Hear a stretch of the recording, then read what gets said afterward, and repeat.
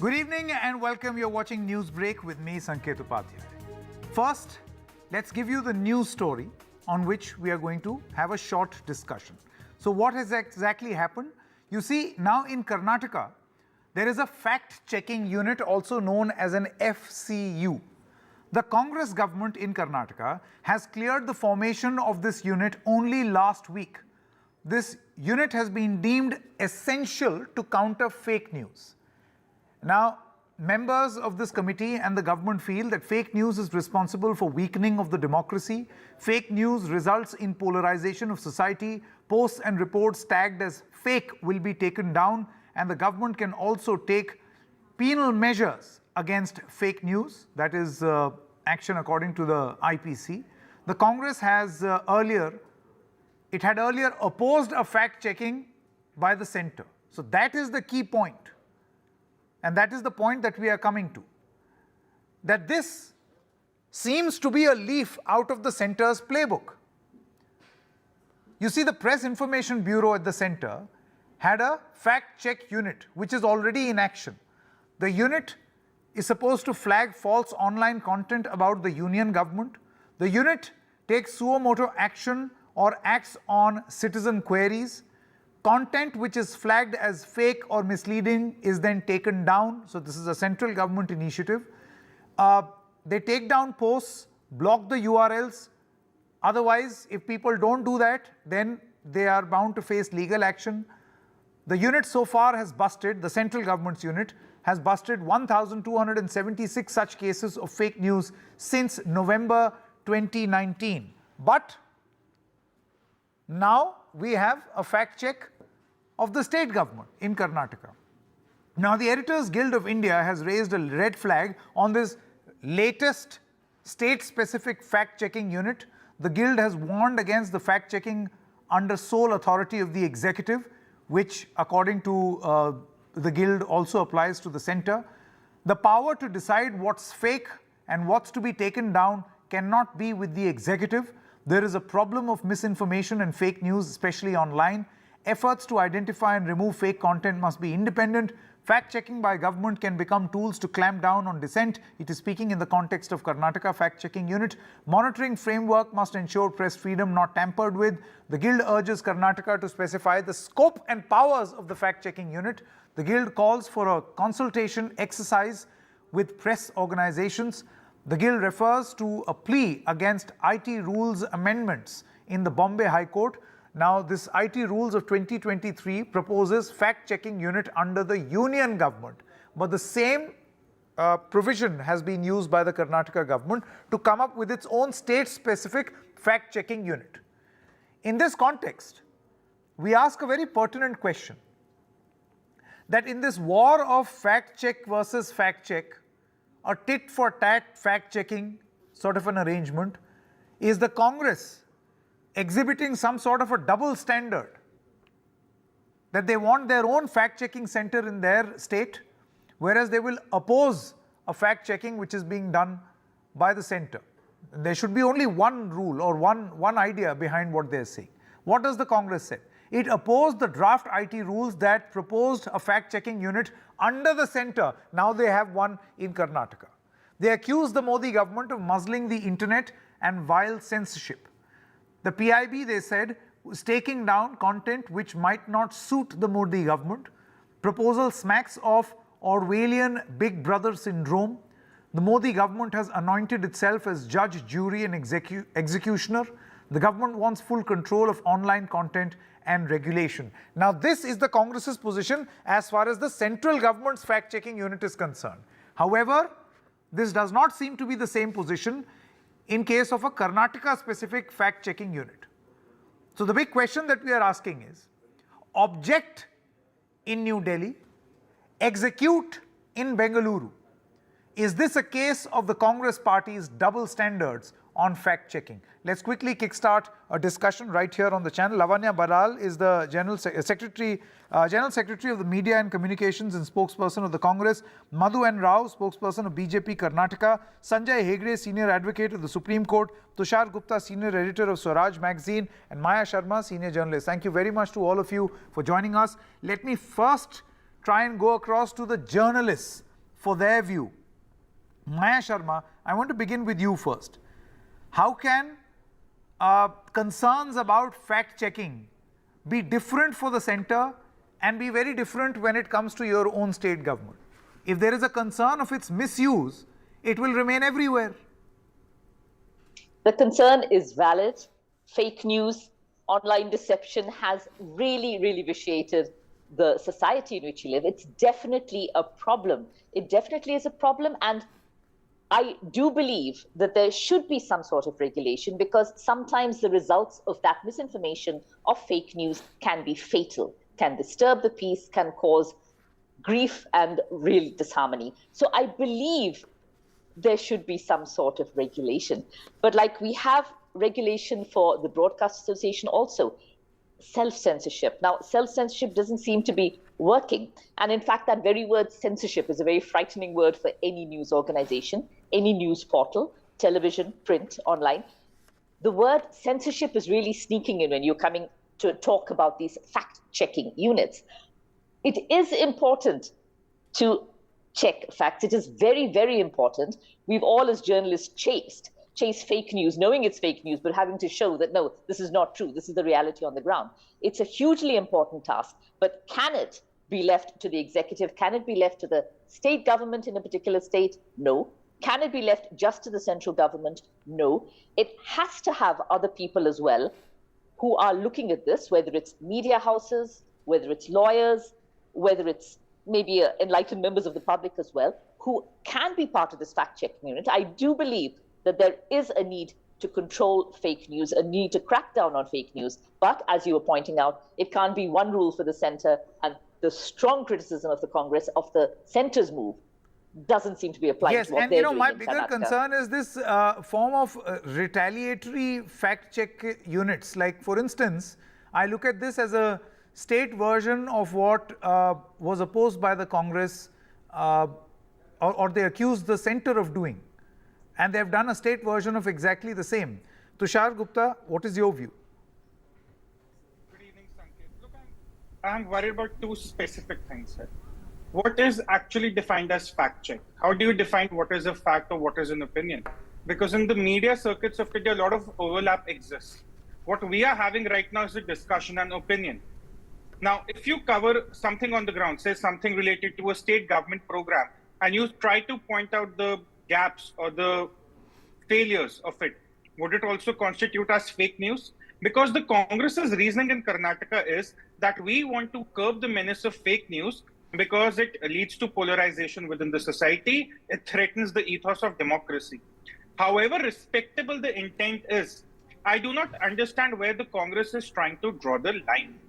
If Sanket tomorrow or me tomorrow, if Mayaji tomorrow says, we are going to do a ground report in Karnataka and point out that there is a village where the freebies of the Congress government have not been delivered, would that constitute as an opinion, as a reportage, or as fake news, because that threatens perhaps the law and order of that state? And we have seen a lot of state governments misusing this during the pandemic, when there were a lot of news portals trying to highlight the crisis or the migrant crisis and things like that. So that's my number one worry. Number two, the Congress or any other state government is very well within its right to point out what a fake news is. They can have releases, they can do things like that. But to have a retaliatory fact check, I just don't understand the intent here. So yes, they may want to say that we just want to ensure that the right information reaches the public in terms of numbers, in terms of schemes, in terms of who said what. But my worry is that the overlap will be on the opinion part, and it might lead to censorship. That's where my worry is, Sanket. Okay. Lavanya Balal, I want to come to you now. Should one call this a reciprocal fact-check unit, a tit-for-tat fact-checking unit, a sort of a system where the Congress had concerns when the centre did it, but has no such concern or query when you yourself are doing it in your own state government? Just help me understand what your official position is vis-a-vis fact-check units. Why is it that the same things that you accuse the centre of doing, you will not end up doing yourself? Good evening, Sanket. It's a very valid question that you're raising. We need to look into the history of this fact-checking unit as well. So in 2017, Karnataka government had framed cybersecurity laws, one of which was also the disinformation busting unit. Let us not keep saying fake news. There's a difference between fake news and disinformation. So this is to curb the disinformation. And it was framed in such a way, it mentioned in 2017 very clearly by the then IT minister, who was Priyank Kharge, who is also the IT minister currently, that this law will be reframed, redrafted once every 5 years, because media or social media, which sends messages to people in the speed of light, actually faster than TV and all other medias. It keeps changing. It is very volatile and it keeps changing. So it has to be redrafted once in every 5 years. But the previous government did not redraft this law. Now, when we are talking about framing this law, let me be very clear. The CM has just given permission to frame this unit or form this unit. We have not formed the unit. We have not formed the standard operating procedure.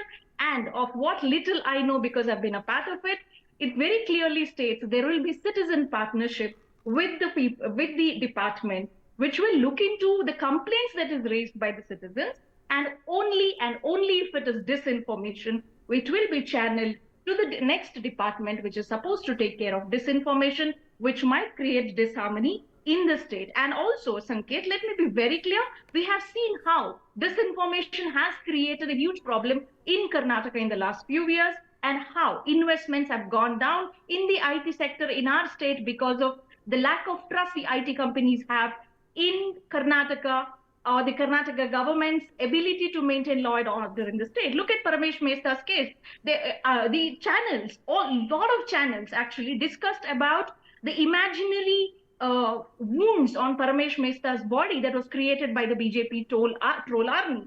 And it never went back and discussed the CBI report, which came about a year ago, which matched the police report. So what happens in people's mind? What remains in their mind?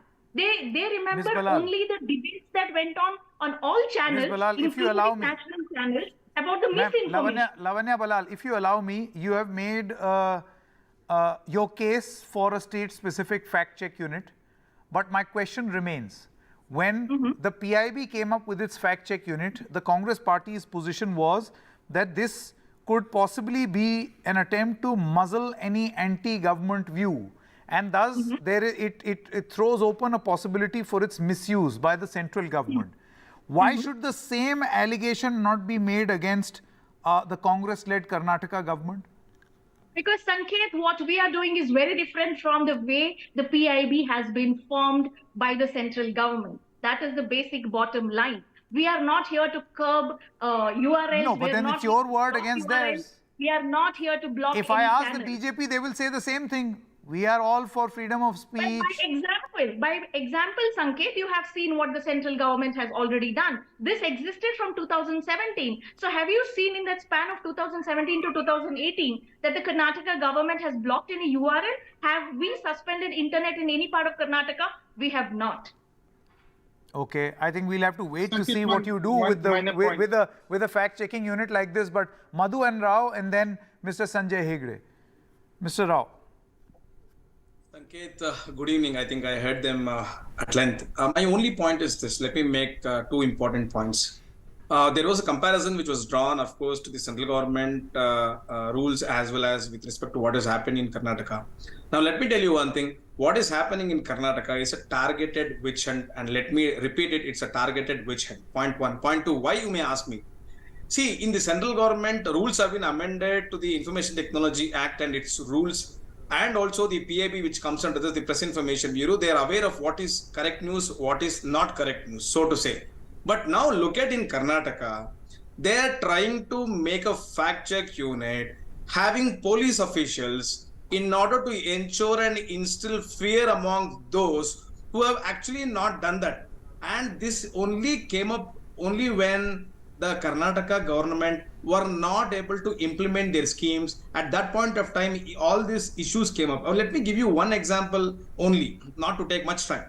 You know, there was an issue of B.R. Patil letter which was given. I think everyone are aware of it. He came out on record to say that it is a fake news.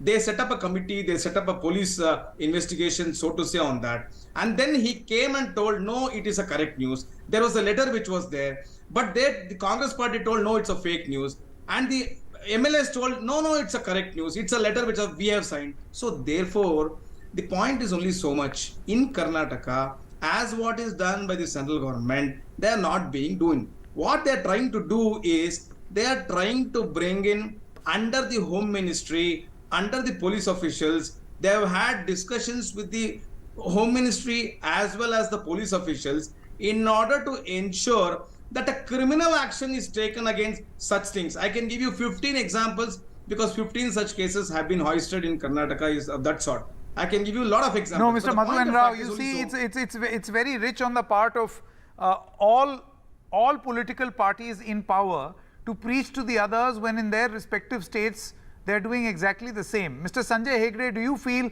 that this should be a subject matter beyond just a Karnataka or a UP or even the centre, but a larger point on the possible misuse of these fact-checking units, irrespective of governments?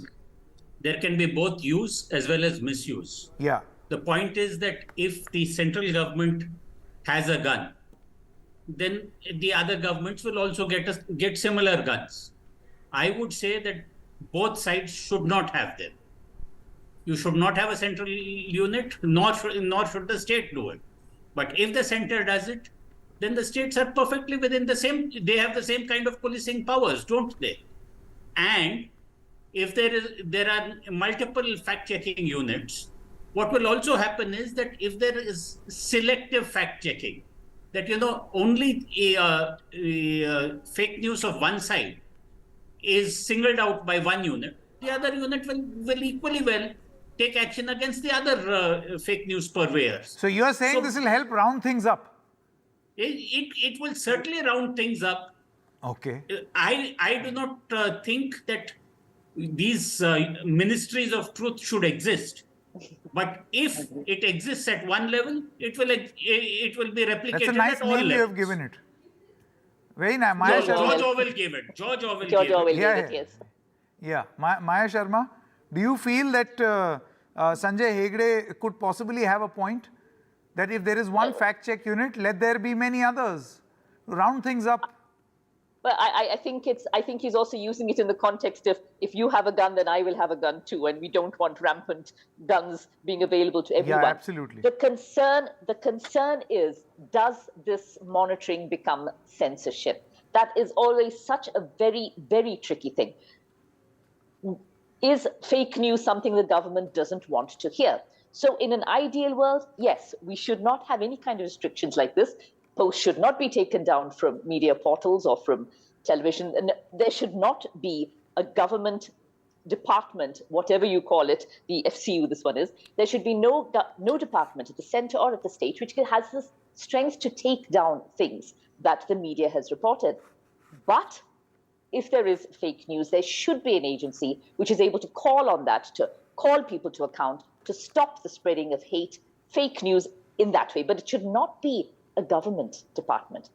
It should be another kind of setup. We are, of course, still waiting for details from Karnataka to actually see how the FCU will actually function, who will be part of it. But it should not be just left to any government, because governments keep changing. And it can't be left to the government, state or central, to decide what is fake and what isn't. Exactly. Lavanya Balal. Yeah, Sanket, Maya Sharma was talking about how there should be an independent body to govern this. Exactly. And that is going to be part of this unit in Karnataka. It is going to be part of citizen-driven endeavor in Karnataka. Also, Mr. Madhu was talking about this unit in Karnataka and how the police will get involved. Let me remind everybody here, this information in India and across the globe has led to tragic events like lynching of people. It has happened in Maharashtra, it has happened in Brazil, it has happened in different parts of the world. So when disinformation leads to tragic events, the police, of course, has to get involved. Because disinformation, let's not keep saying fake news. There's a difference between fake news, there is a difference between misinformation and disinformation. Let's clearly say it is disinformation. Like yesterday, there was a BJP blue tick account which comes on my Twitter and says, Lavanya Balal is a pimp. Now, is it misinformation? It is very appalling for me, but is it misinformation? Absolutely. So how do I take action? I cannot. But if there is an information that is being spread on WhatsApp or any other social media, of course, the social media giants have their own checks in place. But we know, we have read the report of how Facebook failed to remove inflammatory speeches from their platform, correct? So we also need to protect our citizens. Our goal in Karnataka is to protect our citizens from all these events or what might happen or communal disharmony that might be created because of disinformation. Let me be very clear, it's not fake news, it is disinformation. Okay, here is my question, my counter question, Lavanya Balal. You see, disinformation and misinformation, in many cases, you and the Congress and the BJP have accused one another of generating this misinformation and disinformation, right? As you just mentioned, that's your allegation. Now, is this an attempt to stop government promoted or politically promoted misinformation? Or in effect, is this process going to become a punishment for anyone who tries to speak against governments? Sanket, this is to remind everybody who uses social media or media, consumes and uses it, that if you are misusing this media, then there will be repercussions, because when you're misusing a platform, there are repercussions. Yes, one moment, Mr. Gupta, I'll come to you. One moment. Yes. Madhu Rao first and then Mr. Gupta. Yeah, Madhu Rao's political response, please. Yeah, if I break the law, Sanket, then there will be repercussions for that, correct? The same applies to this new media as well, which is compared to other mainstream media, so quite young. So we need governing bodies.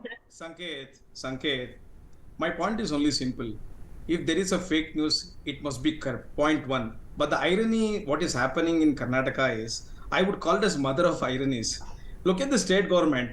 They want to curb the fake news with the help of alt news, or so to say, such news agencies, which has a history of spreading fake news and for fighting misinformation.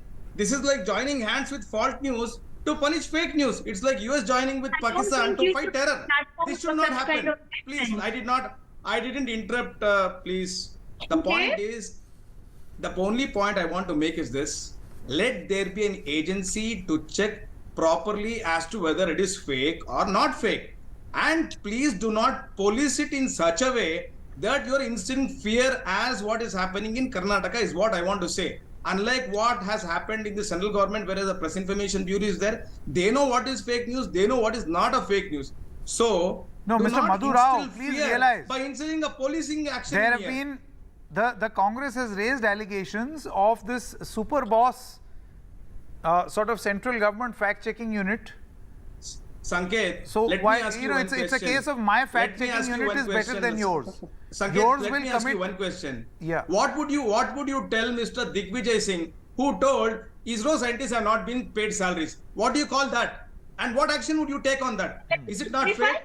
It is defamatory. What would you call all those things? Therefore, to say, I am only trying to tell, please let there be an agency to identify perhaps what is fake and what is not fake. Okay, Tushar Gupta, very quickly. I'm running out of time. Tushar Gupta and Sanjay Hegde. Tushar Gupta, I'm not sure. The point that Sanjay Hegde meant, or the point that Sanjay Hegde made, is that there should be no agency. But now that we have one at the center, might as well have one in states. So that if there is selective fact checking at one level, it can be checked by another agency. You know, too many fact checking websites will absolutely lead to nothing. There is no fact checking website on this planet, given the quantum of data there is on the internet, that can claim that we can thoroughly fact check everything there is on the internet. But I'm worried specifically by what the Congress spokesperson said.